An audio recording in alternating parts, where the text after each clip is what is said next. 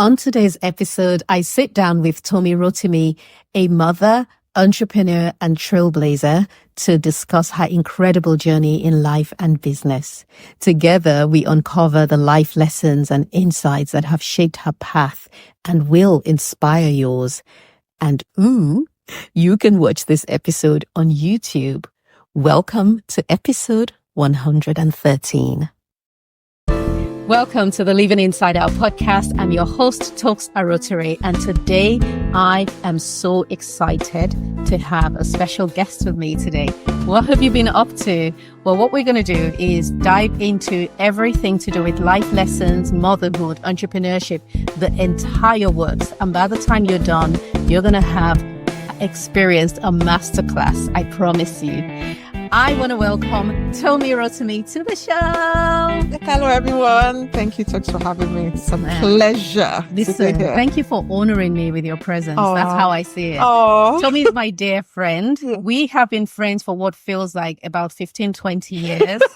But it's not even 15 months. No, it's not a year, is it? It's not even a year. Yeah.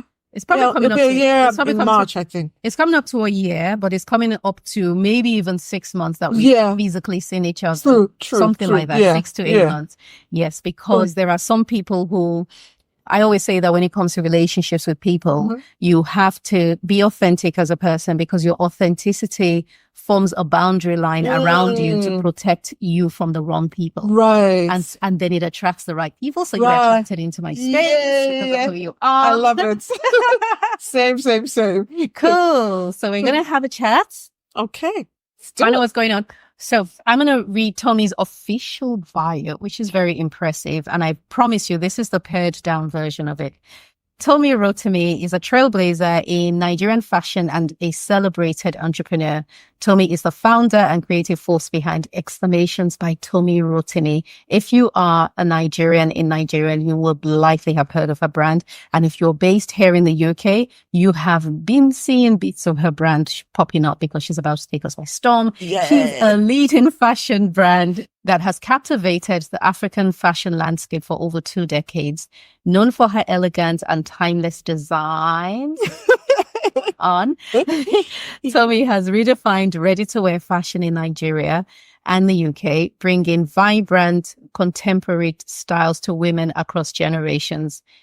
Beyond her role as a designer, Tomi is also passionate as a storyteller and the author of A Sum of Many Parts, a candid reflection of her personal and entrepreneurial journey.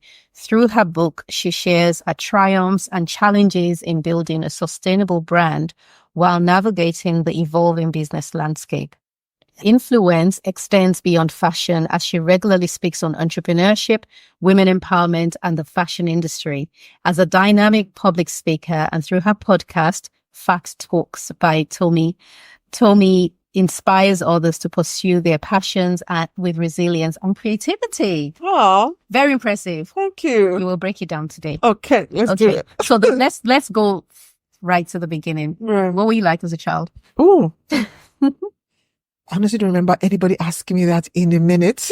That's so good. We're about to get the tea. Oh, what was I like as a child? I think as a child, I was shy. I think I was really reserved. I remember my mom constantly telling me I was too quiet, and she resisted that. So I remember that really, strongly.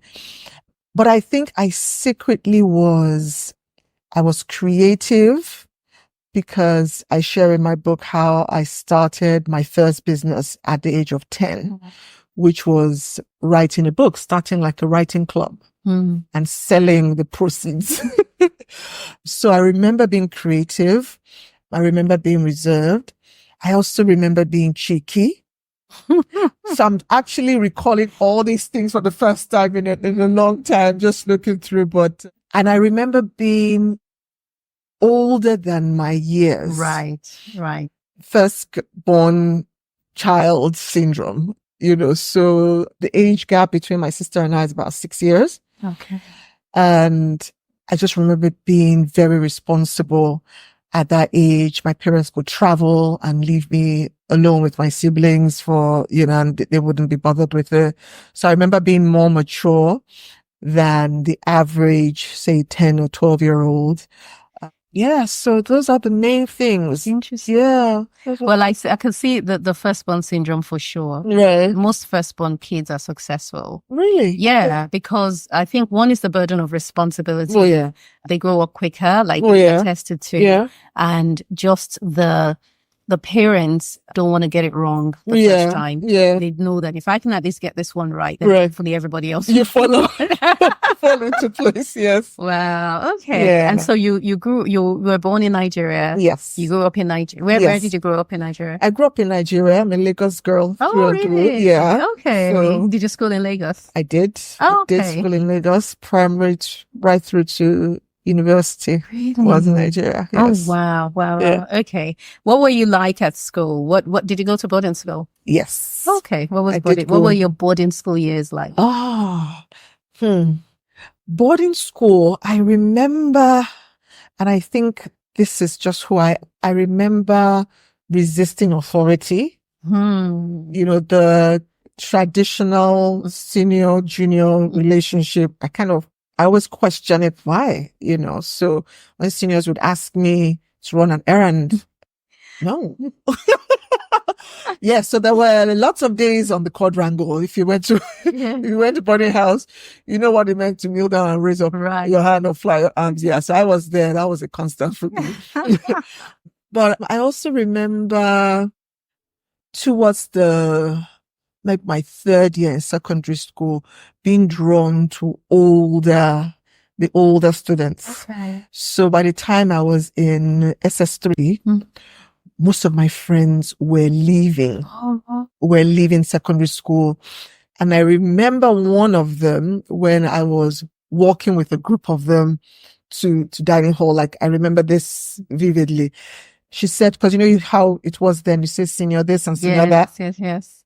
And I remember one of them saying, okay, we're all about to graduate soon. I think you guys stop calling us senior that. Yeah, because we had just become such good friends, even though we had 3 years between us. And now some of my best friends are in their 60s. Oh, wow. You know, so I've always been an old soul. Yes. You know, so I remember that vividly. I still remember being very creative. Okay, I was going to ask that. Definitely. I remember being creative. Like I said, writing has always been my first love. And I still continue to write fiction and stories even into my secondary school days. Obviously, I did this just out of, it was a hobby at the time. And I remember definitely being entrepreneurial. Even though I never knew the word entrepreneurship, now in retrospect, there has always been business in my life, right? From primary school through to secondary school, into the university. And of course, right after that, there has always been a season where I have created, and it's always been me creating something and, you know, somehow selling those things and building some kind of a business from that. So I've always been a creative. I've always been intrigued by the whole idea of selling what I make. Right. I've always been an old soul. I've been drawn to mature minds. You know, I think those are some things that, secondary school days for sure. Sounds like you were a true archetypal creative for sure. Right. Because you find that a lot of people who are not creative tend to define creatives as you're an artist, or you're an interior designer, or you're a fashion designer, or you're a writer, but don't realize that when you have that creative streak in you, it spills into other parts of your life. Absolutely. Okay. Absolutely. I think my passion is problem solving, creative problem solving. Right. So I immediately go into how can it be done mode, particularly with whatever it is I can do. Okay. So I'm that kind of person that feels, if I have a situation, I'm immediately thinking of how I can make it work. Right. I believe in shortcuts. I love that. Strategies, creative ways of getting something done. You know, which is really what business is. Business is solving a problem. It is. So that has always been something that excited me, just how to fix this, how to get it done. Yeah. That's so cool. Yeah. But did you know, though, as a child, did you know that what did you think you were going to be, or what did you want to be? Did you have or were you just kind of going with the flow, loving life? Yeah, I think I was always just going with the flow. Like I said, I don't think I formally heard the word entrepreneurship until maybe even my uni days. Okay. You know, so I didn't think this thing that I was a thing. Mm-hmm. So, and I was lucky to be in a family that supported it. That's brilliant. You know, so there was a season where I was making scarves, for instance, and I'm that kind of person. Once I get a new idea, I get super excited about it. So everyone around me would kind of catch the bug. Right. So I remember making scarves. It said I was going to make scarves, and I would come home and I'll have all these scarves, and I'll, you know, with my parents come home and start showing them the scarf, and they'll, you know, of course they were, oh wow, you know, yeah, they'll give me all the affirmations that I needed. So I've always been enterprising in that way, but I never thought it was a thing to aspire to become. Yeah. Until after uni, actually. So even while in uni, I joined the bandwagon with everybody else. It was to get a corporate job. Mm-hmm. That was the thing to do. Mm-hmm.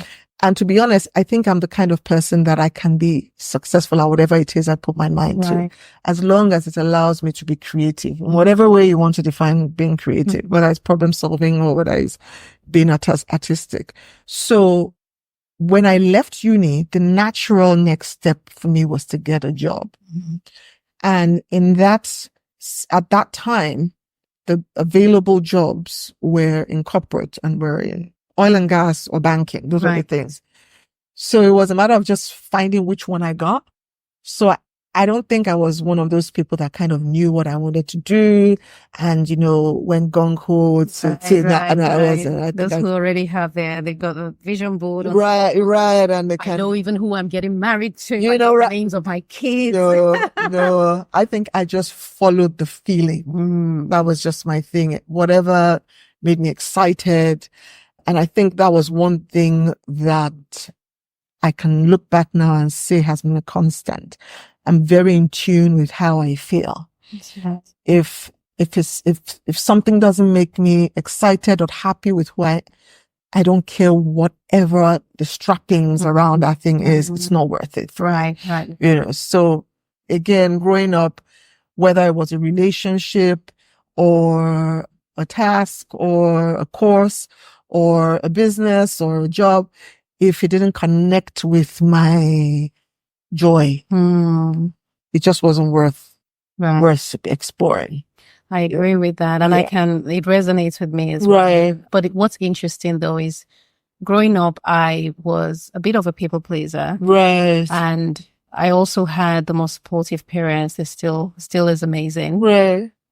But that worked against me in some ways because I grew up, I was celebrated at every step of the way. Right. But I then found myself as an adult not wanting to validate an activity unless it's been celebrated by others. Oh, wow. Yeah. And I only realized that through journaling. Right. I journal, as you know. And it helps to discover more about who you are as a person. Right. But when you said that you wouldn't do anything that doesn't connect with you and spark joy in you, I can so relate to that because I spent a lot of my life doing things because I thought that I needed to do what would make people celebrate me, not what made me happy. Yeah. So I was always in performance mode for years.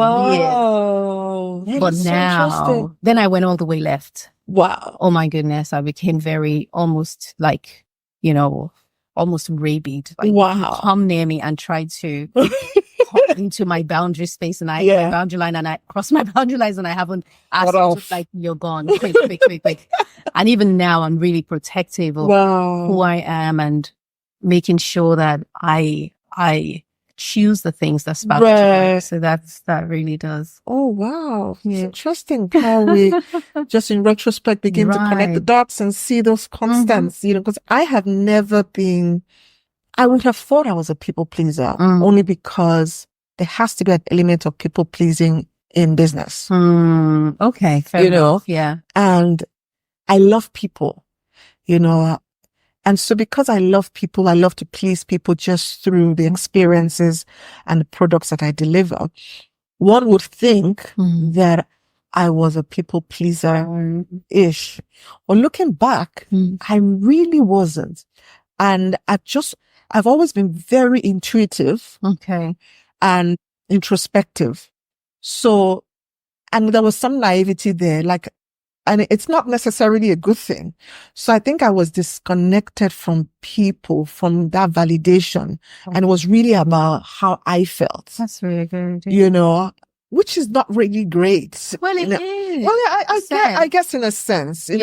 So it's just always being, if I wasn't comfortable about this, and this was very intuitive, you know, it wasn't something I was deliberately trying to do, but it was just how it was just how I was. Yes. If I wasn't comfortable with somebody, if I felt somebody was trying to take me for granted, if I was very quick to cut off. Yes. Yeah.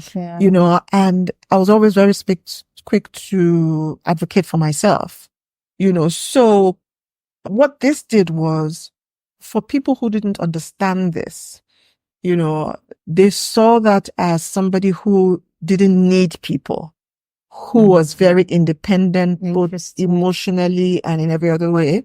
So I'd had people who actually said this to me verbatim, like, you act like you don't need people. Oh, wow.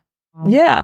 And I think it was because I was just so connected with myself, and, you know, and when you are a creative in the sense of problem solving, right, you know, it also gives this impression that you can fix it yourself, you can do it yourself, you know. So in a sense, it's a strength, but in another sense, it has its drawbacks. It does have its drawbacks. Yeah. No, I feel like therapy. So it's like I'm thinking that that's a good thing. Thinking back, it's a good thing. So you then you got into the corporate world, and then from there, how did Xclamations start? So got into the corporate world, and the initial feeling was one of accomplishment.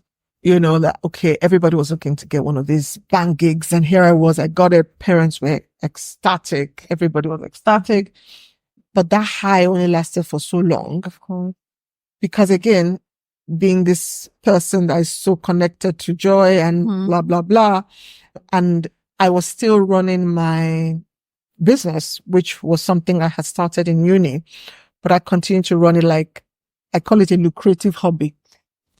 And I was doing this, and I was really, really excited when people would wear my pieces. It was a kind of excitement I can't describe. I see people wearing my pieces. I'm like, wow, I'm on a high for days, you know. And in my naivety, in my selfishness, connected to joy, all these things I've just given you kind of like that, you know, I decided I want to do this as my thing. I want this to be my job.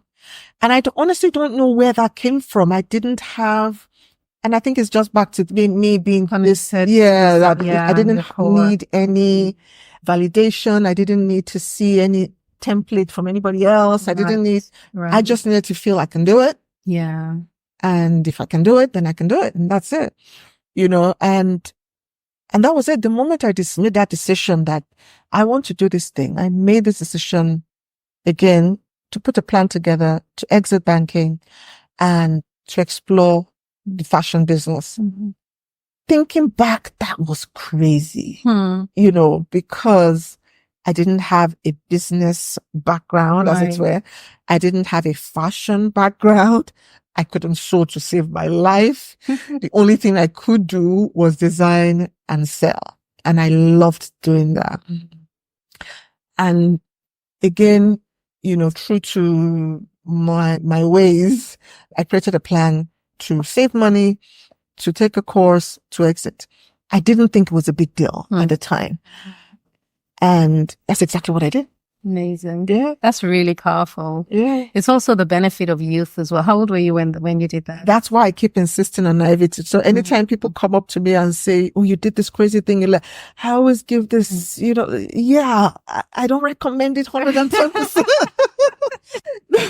There was some naivety there. I think I left banking officially at 25. Wow, that is young. Yeah. To be able to, but I really do, and it definitely is youth, Right. or should not, let me not put it that way. What I wanted to say really is that if you're listening and you are young or you have young people in your space, allow them to just take whatever risk they need to take, and don't out of fear of them failing, hold them back. I think as well to my journey, and I didn't think I had a story. I didn't think there was anything mind blowing about anything I'd done until people started giving me these reactions. Same. Only recently, someone said to me, I can't remember what it was, and I looked back and someone passed a comment about the baby cut shop, and I thought, do you know what? You do have a point. Right. She says, Talks, you forget that it's a big deal because you're so used to it and you're in it and everything. Like, we have to frequently remind ourselves that it's a big deal. Yeah. So, but when you're young, maybe my young thing, I wasn't in my 20s. Was I in my 20s? No, because Zach was born then. Right. Actually, I was probably just coming up to 30 when we decided to take the plunge and move to the US. Right. And people still think it is crazy. And I look back now, would I do it now? I don't know. My answer is easy. That's a hell no. A hell no. But if I had to do it again, I probably wouldn't do it that way. But I'm thankful I did. Yeah, of course. To see what we have now. Yeah. But it's really because of the life experiences layered upon layers of life experiences end up clogging that conduit or that space through which our creativity flows through.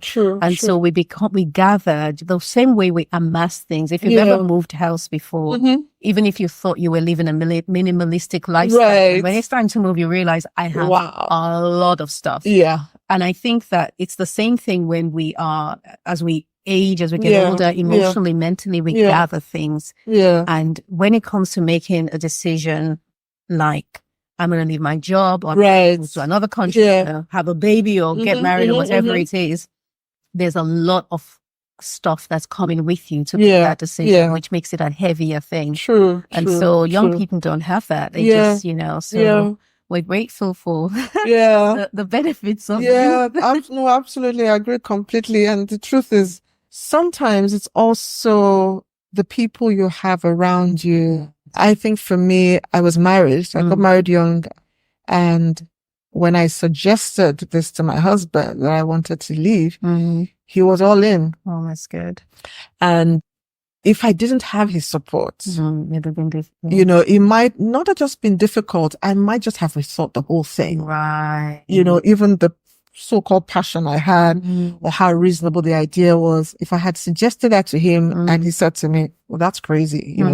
We can't do that. Nobody does that. Right. I had other people who were saying that to me, but not him. He immediately was like, okay, let's have a plan. This is what we do. And he kind of said the same thing. He said, this is the time to do it. This is the time to try it out. If you fail, you can go back to the job market. You're not the wiser. So I think that was a big part of why I was able to take that plunge. Right. No, I agree.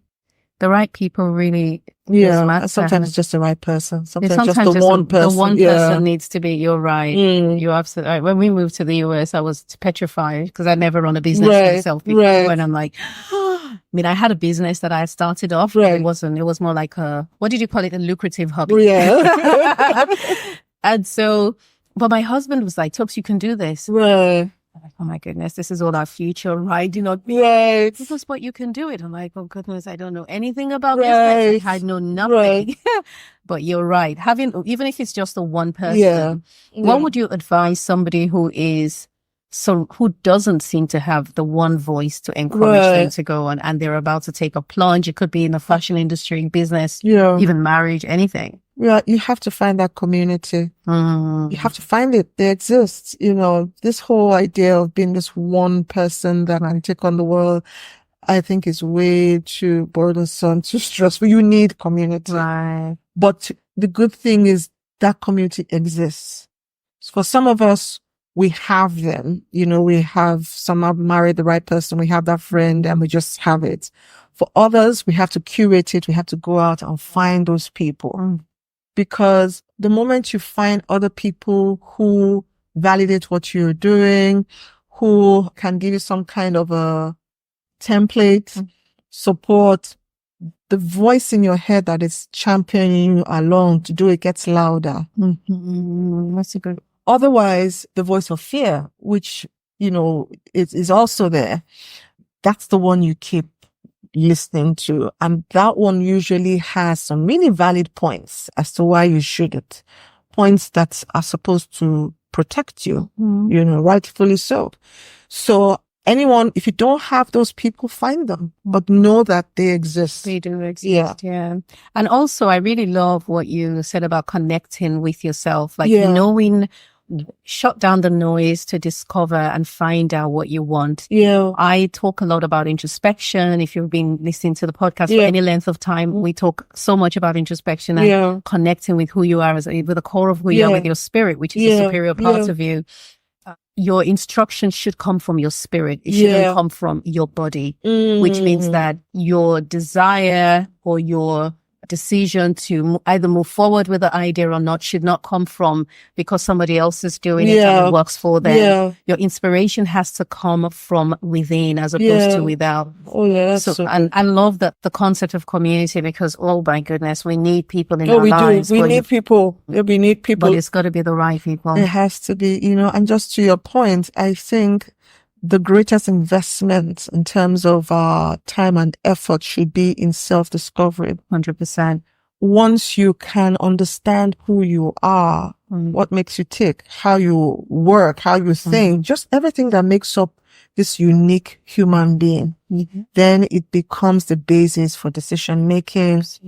Even in terms of filtering those ideas and thoughts that come at you, because sometimes the thoughts and the ideas are not necessarily things you should explore, but, you're watching TV, you're listening to YouTube, you're listening to social media, you're hearing, there are all these voices, that, come at you and form a part of your subconscious.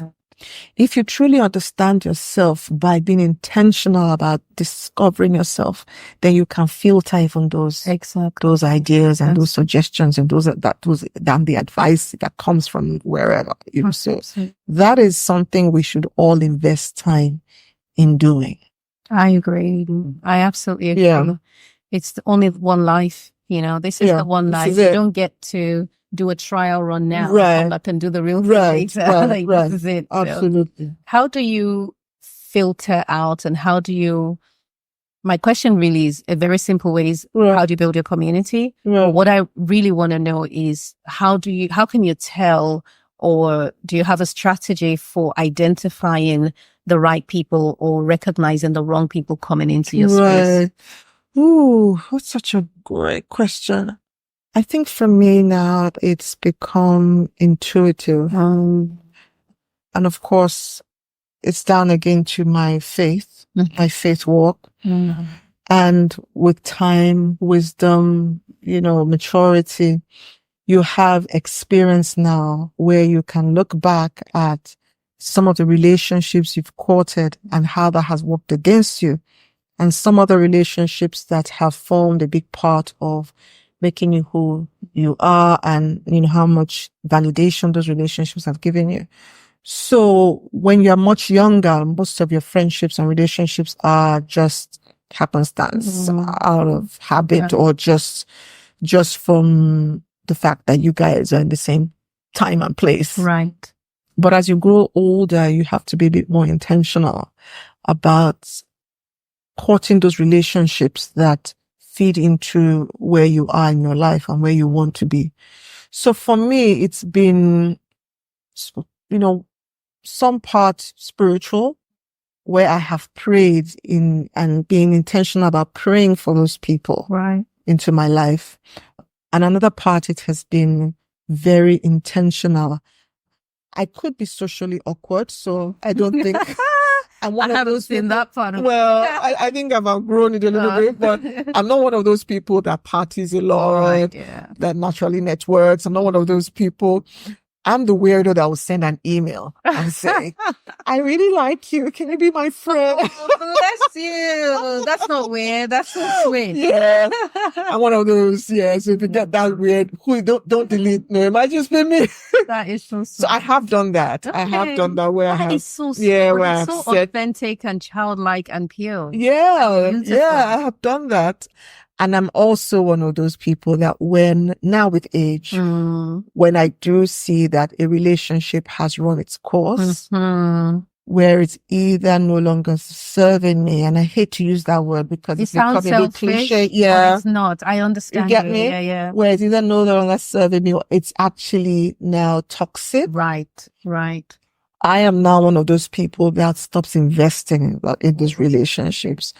And I'm very intentional about identifying those people or relationships that, are serving. Amazing. And I can also serve. Right. The beautiful thing about relationships like that is the give and take. If you're in a relationship where you're constantly giving and you're not taking, you'll be depleted. Right. It becomes parasitic. Being the kind of person that I was, which is somebody who feels like emotionally independent, I can problem solve on my own. I found that I was that person who built a network around myself where I was constantly being giving. And I didn't have a problem with that because I felt I could do for me everything I needed. I didn't really need people.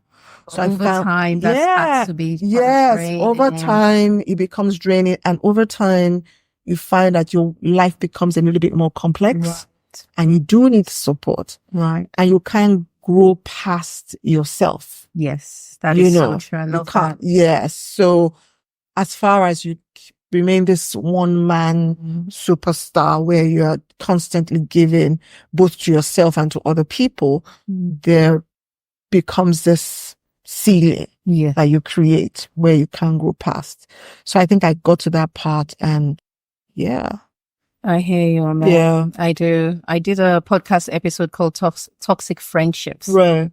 Not toxic people, but toxic friendships. Because sometimes it's also the combination of two personalities that creates the toxicity. Yeah. And which is why, again, to your point about investing in oneself, self-development is so important. That's the first thing anyone should do, really, Absolutely. after your relationship with God, which really spills into self-development 110%, anyway, is to invest on your mind, teach yourself to recognize patterns that you fall into that may be toxic for you.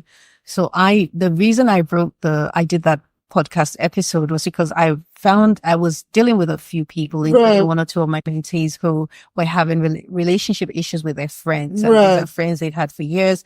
I've been through mine as well.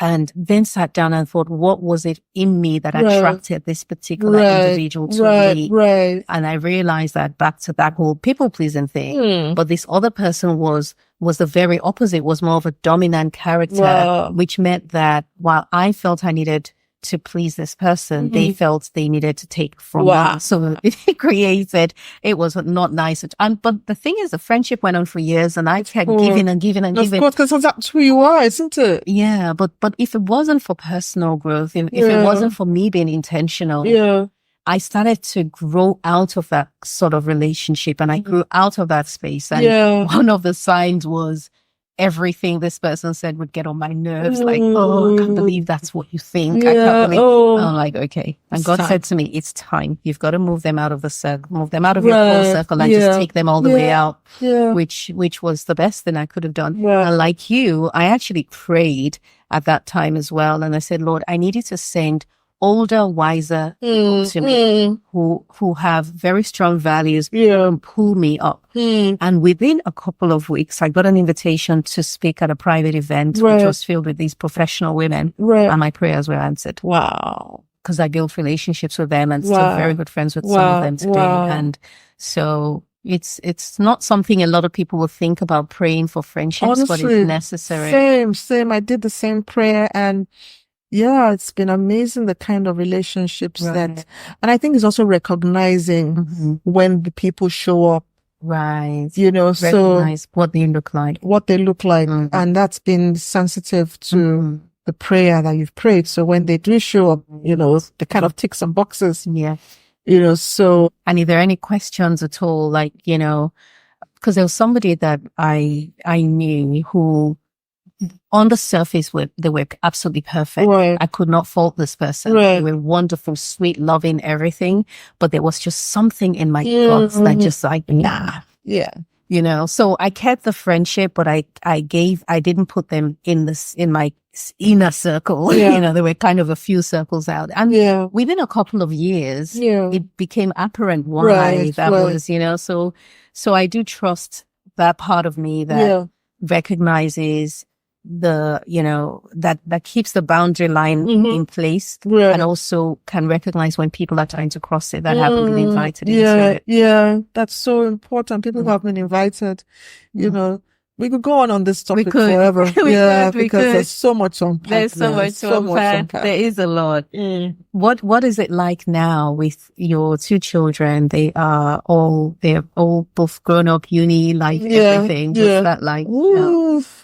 Yeah, that's a whole new season, you know, that I've gotten into. I think my parenting style has changed and kicking and screaming has been challenged, I think.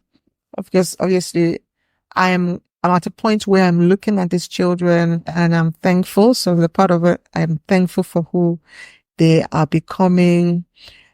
And, you know, taking pride in being a part of that. Right. You know, I'm also seeing some other sides to myself. Again, outgrowing some version of myself that used to serve me at a point. So this person who needed to be involved, who needed to come up with the solutions, who needed to, you know, be relied upon, you know, that person wants this new season.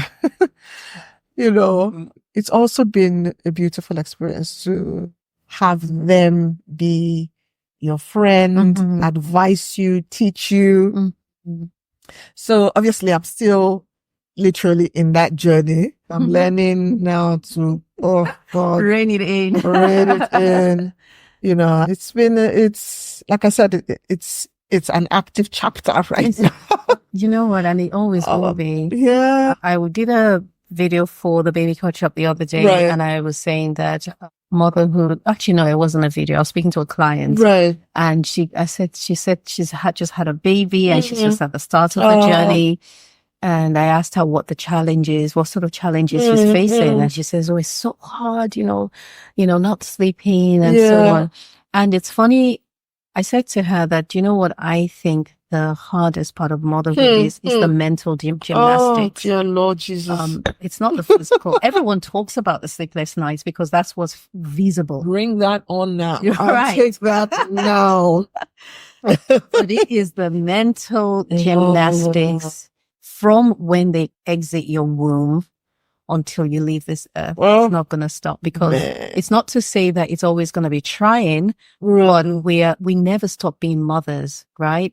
Whereas I thought that, hey, once they get to university, who sold us that lie? I don't know. We need to catch them. Told us that. It's only just begun, like a new phase. Yeah. It is indeed. Yeah, but it's beautiful as well. You know, like, I'll give just an example with my daughter. So my daughter just got her braids done. Oh. And so, you know how it is. We got somebody in, and this lady and I were trying to convince her not to do, you know, the goddess braids that has the extra bit. And you know how that bit always tangles and becomes frizzy. So she did the braids, and then, you know, once she's done with the braids, then she starts to feed in that. So when she was done with that, it looked so nice. And we're saying to her, keep it like this, you know. And she says, no, I want to this is what I want. You know, and this woman and I, you know, oh geez, like we're like, okay, we finished. And then she was about to finish. Said, just, you know, this one last chance. Sure, you want to put it? And she insisted, I want to put it in. Now me, maybe when she was 12, would have said, no, We're not putting that in. And that's that. You don't have a choice in it. And she would have kicked a fuss or whatever, but this is it. And mommy's word is law, And she insisted. And she puts it in. Fast forward.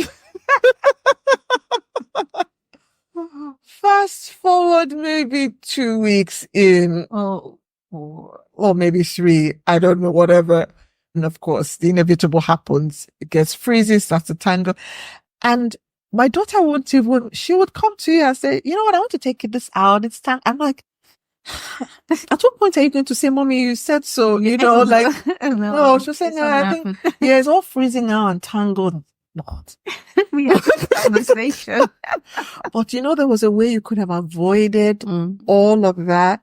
But I love the fact that there's security in the relationship where she can come. Yes.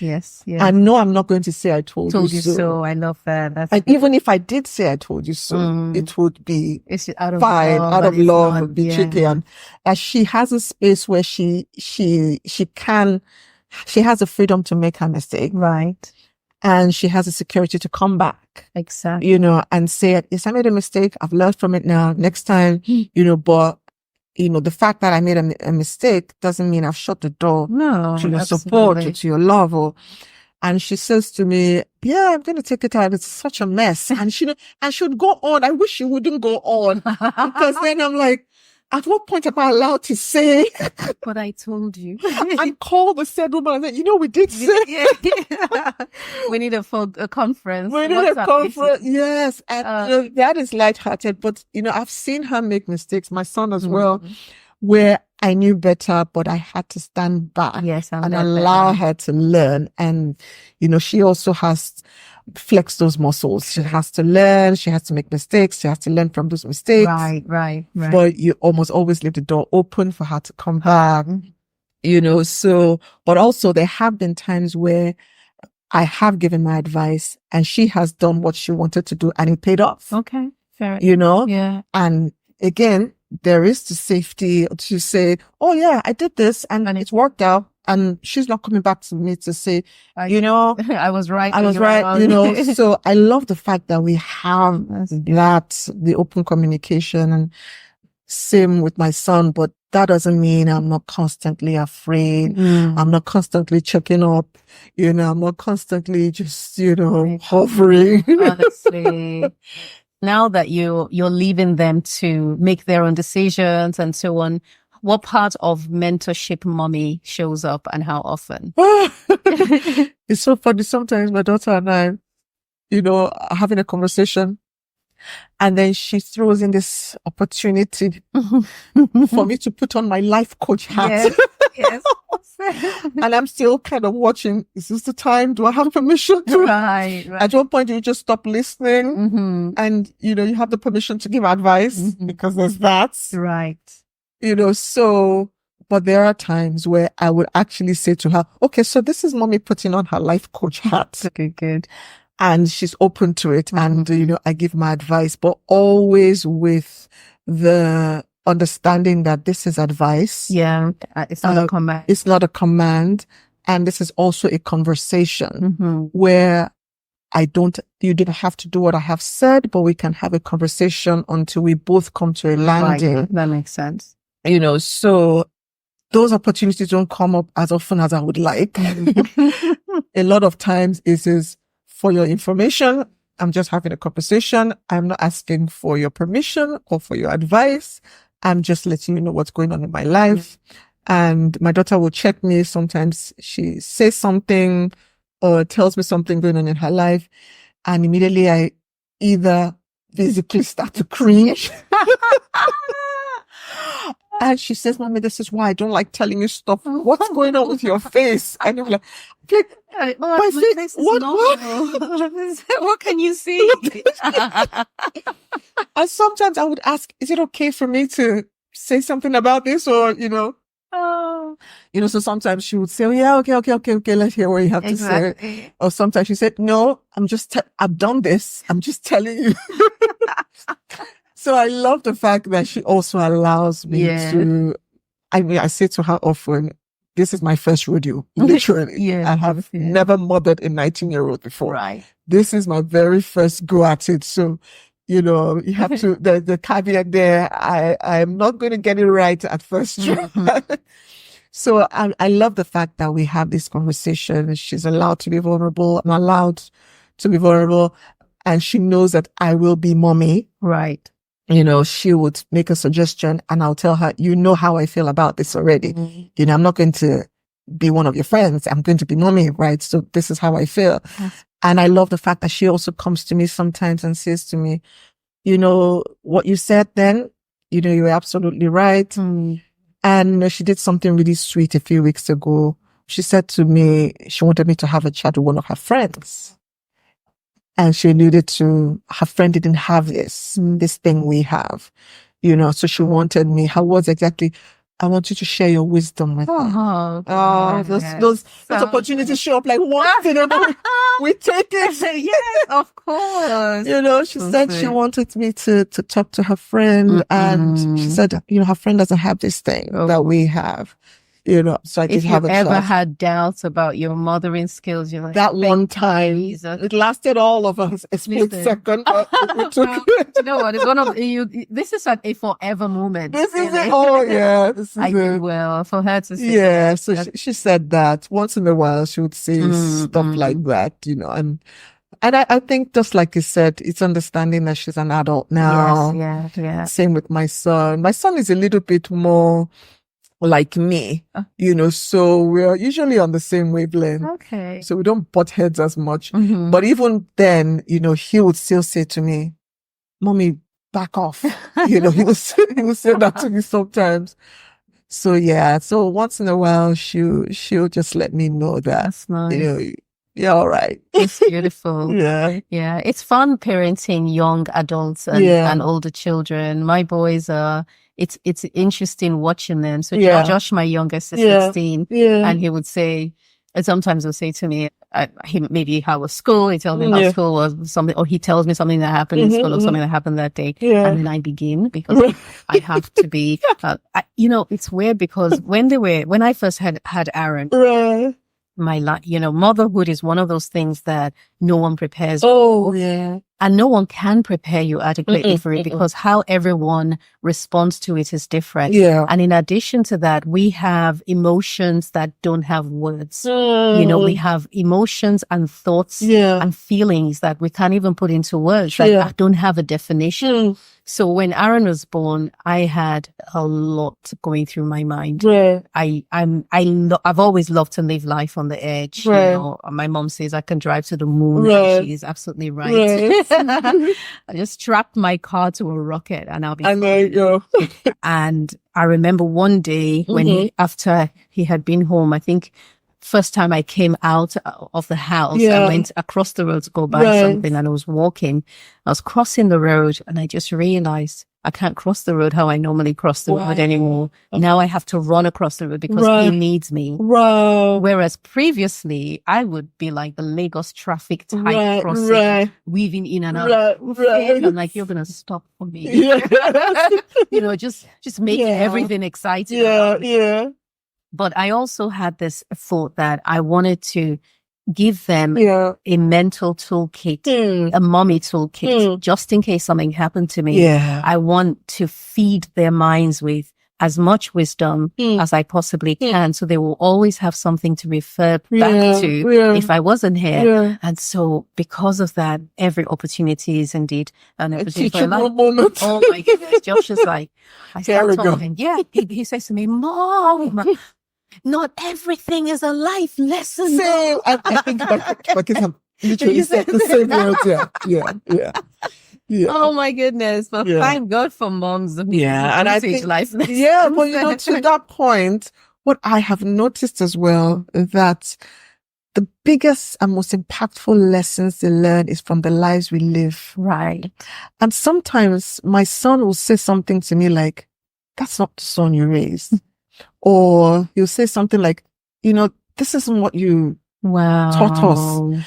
And I literally will go back in time to say, at what point did I teach this? I never actually sat down and taught this. Right. But they learned it through the lives we live and through the kind of home we built.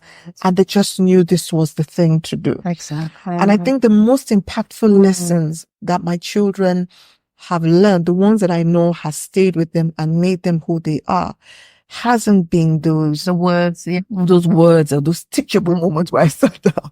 It really has been from the lives of the lives of their parents, just seeing how we talk to people, how we relate with people, how we just generally from our lives. So absolutely. That is comforting that we're instinctively teaching. Right. Even without words. Yeah, I agree. I absolutely agree. Yeah. I agree. I see that. And as you said that, I remembered when my dad turned 80, at his birthday party in Lagos. Right. And when my younger brother was giving a speech, he said something, he goes, I always say please and thank you because daddy always says please and thank you. And I just thought, that's true. Our dad is extremely polite and we've grown up the same way. Yeah. I mean, obviously as a child, I'll tell you, be nice. But a lot of our behavior is really what our parents are like. And so the same with our children. Same. Yeah. That's so interesting. So now looking back on your journey, I know that you're a Christian and your faith plays a major role. Yeah. Just how much of a role has that played on your journey? And I'm going to tie it in with your mentoring and your speaking and your coaching, because everyone needs, I shouldn't say everyone needs mentoring, but anyone can request mentoring. Right. How do you mentor people who are not in the Christian faith? Or do you only mentor people who are Christians? First of all, my faith is my life. Like, I don't box my life into my faith and my business and my marriage and my motherhood. My faith is literally my life. It's everything.